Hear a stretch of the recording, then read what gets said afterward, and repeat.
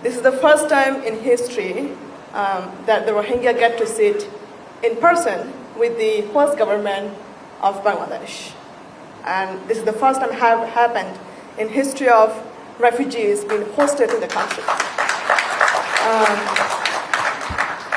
Myself, when I was in the camps for over 6 years as a refugee, I have gone through this practically.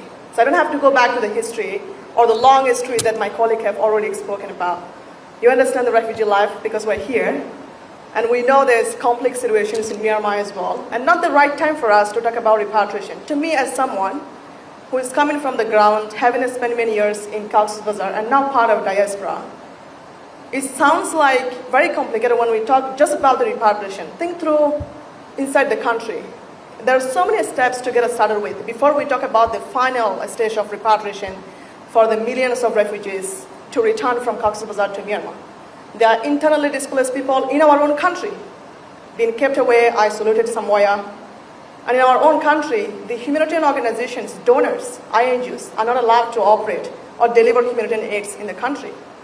And people are starving, no water, no food, and someday they just got forced to leave their homes and hide somewhere else. And it continues. It didn't stop, it didn't finish. And we have seen tens of thousands of refugees have again arrived in Cox's Bazar, rejoined their families, existing families, especially starting from 4th of August last year until today. And it continues to happen, and there's no end of genocide. It not only happened in 2017, the government of Bangladesh and the host community have been allowing Rohingya to shelter in their land for more than decades now. It's not only 7 years, it's not only 8 years, it's been decades and decades long. And we still have refugees in Kutupalong who are called the registered refugee who have been here since the 90s or even earlier.